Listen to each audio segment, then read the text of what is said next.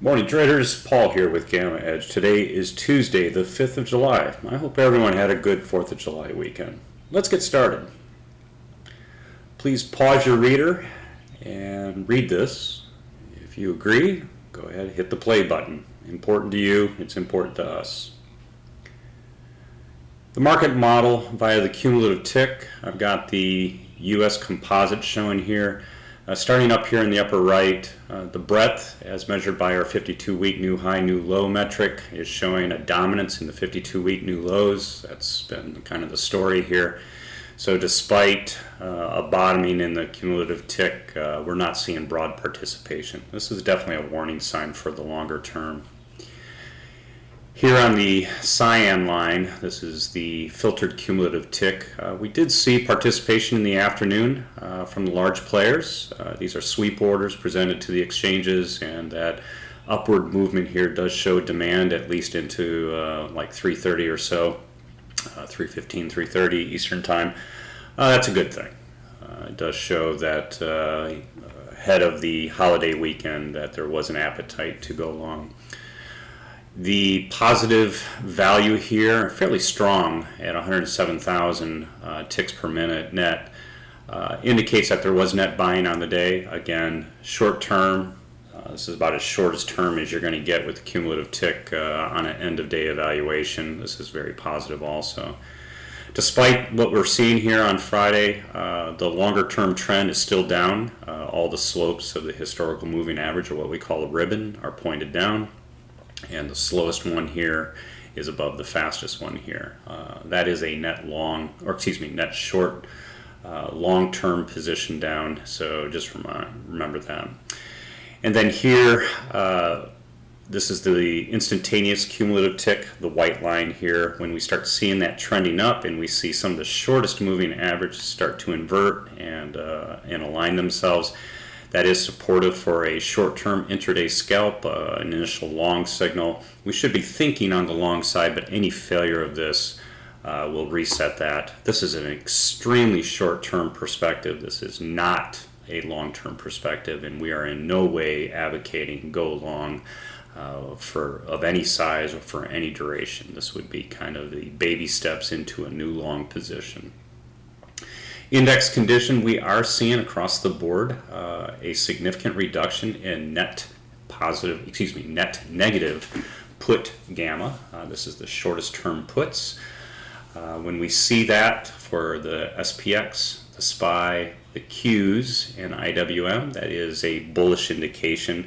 Note though, we're not seeing calls go in, and when we fail to see calls materialize, all with the exception of the Qs here, going back to the SPX and the SPY, you can see that there isn't a lot of upside demand. It's just potential removal of downside puts, potentially rolling them out in time.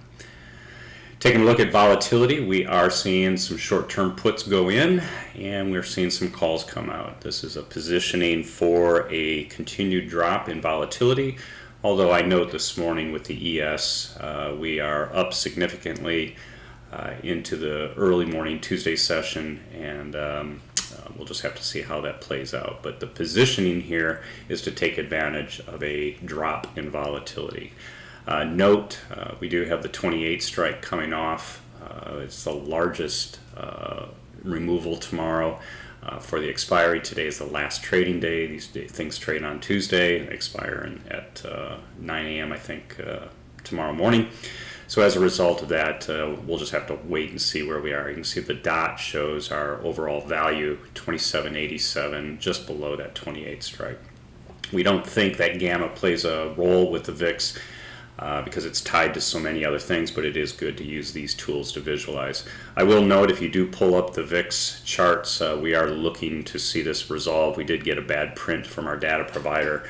If they don't fix it on the open, we'll give them a call and let them know that they got a bad number in there, obviously right down to zero, so the low of the day was not registered correctly.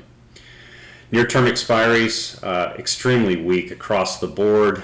We are between the goalposts in the SPY. Note this is a 0 DTE. Everything else here is a 1 DTE. The levels are incredibly weak. and note that we're close to the zeros in a lot of these cases, and when we are in that situation, we have very, very low pressure. We're not expecting anything from the 0 or 1 DTEs in the short term. The SPX structure, most of these are starting to advance upward. When you see 1 day, typically what that means is that we're at this transitory period where it was falling the previous day, it's up today. And you can see where these levels are. We've got considerable overhead levels sitting there. When we see these levels, think of a 0 or a V, and this is the vertex of the V.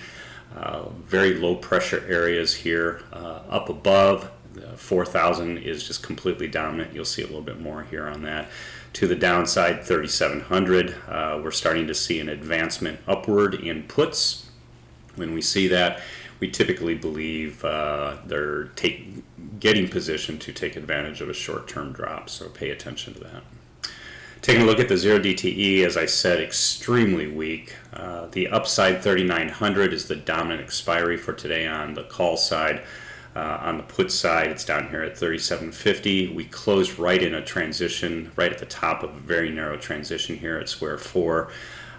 You can see where the dominant levels are as we go through 0 DTE today. We think that's going to be significant, so pay attention.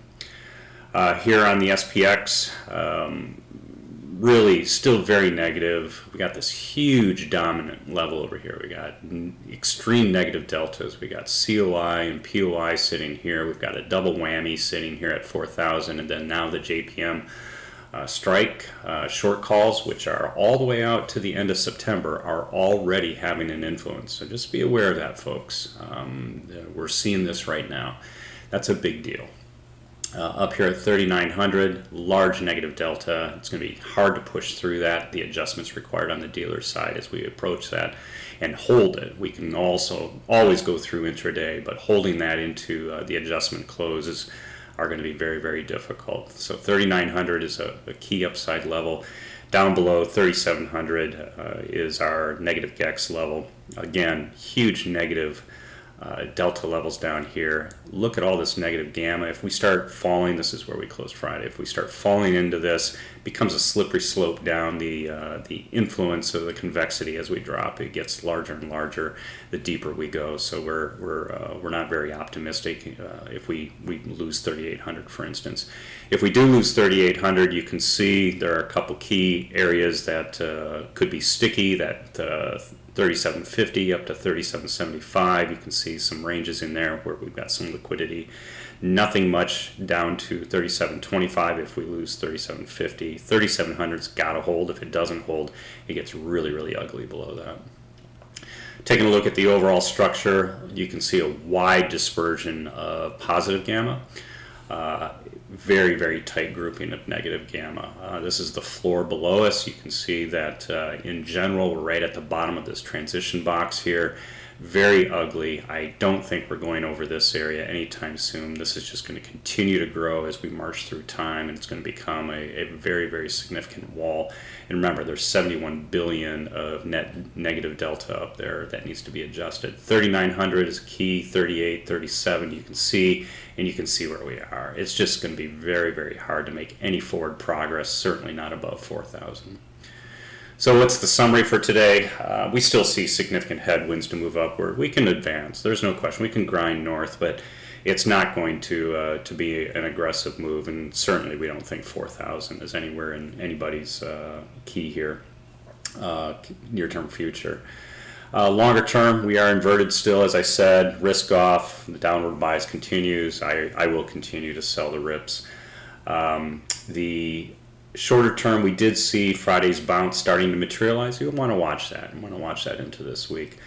Wing charts are showing a drop in short-term put gamma. We think this is fairly interesting, but we're not seeing the call side.